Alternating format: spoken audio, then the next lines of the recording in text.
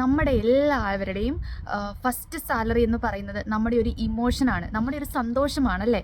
നമ്മുടെ ജീവിതത്തിൽ നമ്മുടെ ആദ്യമായിട്ട് നമ്മൾ സ്വന്തമായിട്ട് അധ്വാനിച്ച് നമ്മുടെ കയ്യിൽ കിട്ടുന്ന ക്യാഷ് എന്ന് പറയുന്നത് എന്തിനേക്കാട്ടിലും വിലമതിക്കാനാവാത്തൊരു കാര്യമാണ്. അന്നത്തെ ആ ഒരു ദിവസം എന്ന് പറയുന്നത് വളരെ സ്പെഷ്യലായിരിക്കും. നമ്മളെല്ലാവരും അനുഭവിച്ചിട്ടുള്ള ഒരു ദിനമാണ് ഫസ്റ്റ് സാലറി എന്ന് പറയുന്നത്. അത് നമ്മുടെ ഒരു ആത്മവിശ്വാസമാണ്, നമ്മുടെ ഒരു വളരെ സന്തോഷമാണ്, നമുക്ക് പറഞ്ഞറിയിക്കാൻ പറ്റാത്തൊരു സന്തോഷമാണ് നമ്മുടെ അക്കൗണ്ടിൽ അല്ലെങ്കിൽ നമ്മുടെ കയ്യിൽ നമ്മൾ അധ്വാനിച്ചതിൻ്റെ ഒരു തുക കിട്ടുക എന്ന് പറയുന്നത്.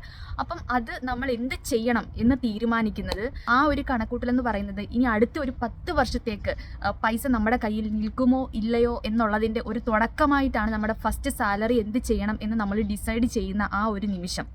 അതുകൊണ്ട് ഈ വീഡിയോ നിങ്ങൾ മസ്റ്റായിട്ട് ശ്രദ്ധാപൂർവം കേൾക്കണം, ഇത് സ്കിപ്പ് ചെയ്ത് കളയരുത്.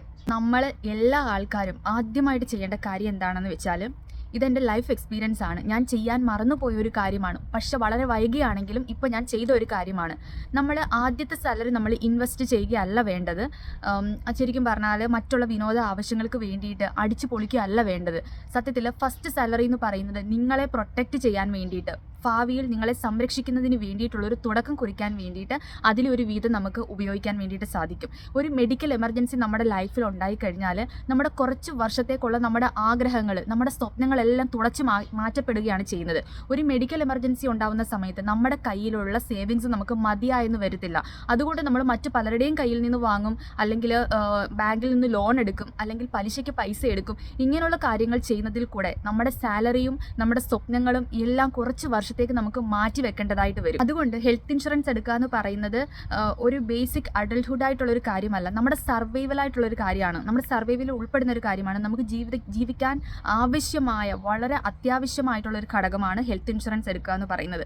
കാരണം ഞാൻ ഒരു 21 തൊട്ട് ആ 21ാമത്തെ വയസ്സ് തൊട്ട് ജോലിക്ക് കയറിയെങ്കിലും എനിക്ക് എടുക്കാൻ വേണ്ടിയിട്ട് സാധിക്കാത്തത് ഞാൻ തഴഞ്ഞു വെച്ചതുമായിട്ടുള്ളൊരു കാര്യമാണ് ഈ ഹെൽത്ത് ഇൻഷുറൻസ്.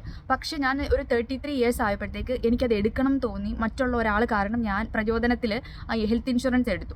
ഹെൽത്ത് ഇൻഷുറൻസ് എടുത്തതിന് ശേഷം എൻ്റെ വീട്ടിൽ, അതായത് എൻ്റെ ഫാമിലിയിൽ ഒരാൾക്ക് മെഡിക്കൽ എമർജൻസി ഉണ്ടാവുകയും ഒരു പ്രൈവറ്റ് ഹോസ്പിറ്റലിൽ അപ്പോൾ നമുക്ക് കാണിക്കേണ്ടതായിട്ട് വന്നു. ആ ഒരു 14 ദിവസത്തെ ഹോസ്പിറ്റലിലെ വാസത്തിൽ ഏകദേശം 1,50,000 രൂപയോളം നമ്മുടെ കയ്യിൽ നിന്ന് ചിലവാകേണ്ട സ്ഥാനത്ത് ആ ഹെൽത്ത് ഇൻഷുറൻസ് പോളിസി 1 രൂപ പോലും നമുക്ക് ചിലവാകാത്ത രീതിയിൽ മുഴുവൻ കാര്യങ്ങളും അവർ കവർ ചെയ്തു തന്നു. മാത്രമല്ല VIP റൂം കിട്ടി, നമുക്ക് ഫുഡ് കിട്ടി, നമ്മുടെ കൂട്ടിരിക്കുന്ന ആൾക്ക് വരെ ഫുഡ്, ജ്യൂസ്, അങ്ങനെ ഈവൻ ഹോസ്പിറ്റൽ കൂടെ ചെറിയ ചെറിയ കാര്യങ്ങളൊക്കെ ചില പോളിസികൾ നമുക്ക് കിട്ടാതെ വരും. പക്ഷേ കോട്ടൺ ആണെങ്കിലും സിറിഞ്ച് ആണെങ്കിലും അങ്ങനെ മൈന്യൂട്ടായിട്ടുള്ള കാര്യങ്ങൾ ഉൾപ്പെടെ ICU സ്റ്റേ തൊട്ട് VIP റൂം വരെ നമുക്ക് ഫ്രീ ആയിട്ട് കിട്ടി.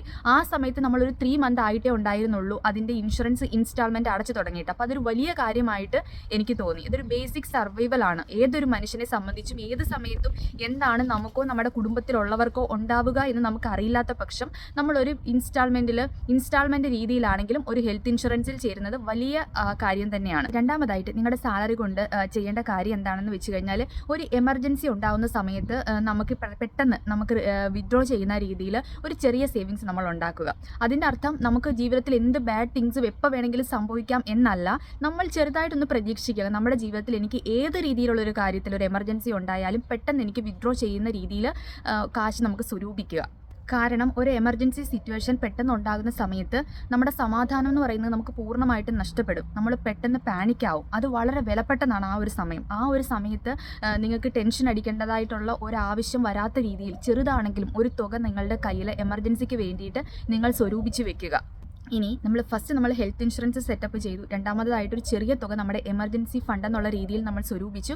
മൂന്നാമതായിട്ട് നമ്മൾ അതിൽ നിന്ന് ഒരു വീതം ഇൻവെസ്റ്റ് ചെയ്യുക. ഇൻവെസ്റ്റ്മെൻറ്റ് എന്ന് പറയുന്നത് ഒരിക്കലും ഒരു വലിയ റിട്ടേൺ നമുക്ക് വേഗം തന്നെ തിരിച്ച് കിട്ടുന്നതിന് വേണ്ടിയിട്ടല്ല, അതൊരു ഹാബിറ്റ് ആക്കുക, കൺസിസ്റ്റൻ്റ് ആയിട്ടുള്ളൊരു ഹാബിറ്റ്. ഇതിൽ നിന്നും നിങ്ങൾ ഒരുപാട് വൈകിയല്ലാതെ വളരെ യങ് ഏജിൽ തന്നെ, ഏർലി ഏജിൽ തന്നെ ഇൻവെസ്റ്റ് ചെയ്യുന്ന ഒരാളായിട്ട് മാറാം. അതൊരു ഐഡൻറ്റിറ്റിയാണ്. മാത്രമല്ല ഒരു 10-15 വർഷം കഴിയുമ്പോൾ നിങ്ങൾ സ്റ്റിൽ യങ് ആയിരിക്കും, പക്ഷേ ആ സമയത്ത് നിങ്ങൾക്ക് റിട്ടേൺ നല്ലൊരു തുക നിങ്ങൾക്ക് തിരിച്ച് കിട്ടും.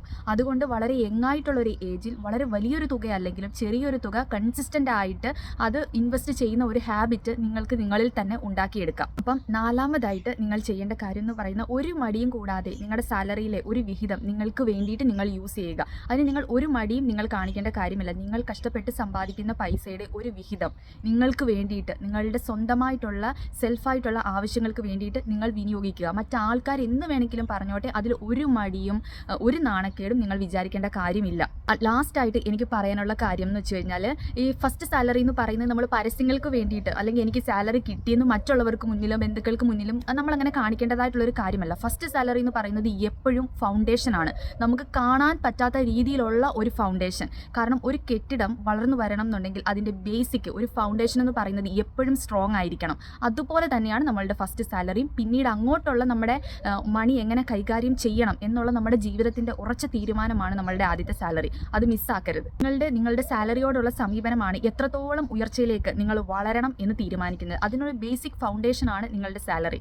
സോ എല്ലാവരും ആലോചിച്ച് നിങ്ങൾക്ക് ഉചിതമായിട്ടുള്ള തീരുമാനം എടുക്കുക. ഒരിക്കലും മറ്റുള്ളവരെ കാണിക്കുന്നതിന് വേണ്ടിയിട്ടുള്ള ഒരു ആഡംബര ജീവിതം നയിക്കുന്നതിലൂടെ നമുക്ക് ഒന്നും നേടാൻ സാധിക്കത്തില്ല. മാത്രമല്ല, ഒരു 30കൾ കഴിയുമ്പോൾ നമുക്ക് ജോലി ചെയ്യാനുള്ള ആരോഗ്യം കുറയുന്ന സമയത്ത് നമുക്ക് ഒരിക്കലും ഹാർഡ് വർക്ക് ചെയ്യാൻ വേണ്ടിയിട്ട് സാധിക്കത്തില്ല. ആ സമയത്ത് നമുക്ക് സേവിങ്സ് ആണെങ്കിലും വളരെ ലിമിറ്റഡ് ആയിരിക്കും. അപ്പോൾ നമ്മുടെ ബേസിക് കാര്യങ്ങൾ പോലും നമുക്ക് മീറ്റ് ചെയ്യാൻ സാധിക്കത്തില്ല. അതുകൊണ്ട് എപ്പോഴും നമ്മുടെ സാലറി എങ്ങനെ ആവണം, എങ്ങനെയൊക്കെ വിനിയോഗിക്കണം എന്നുള്ളൊരു കാര്യം നമ്മൾ ആലോചിച്ച് വേണം തീരുമാനിക്കാൻ.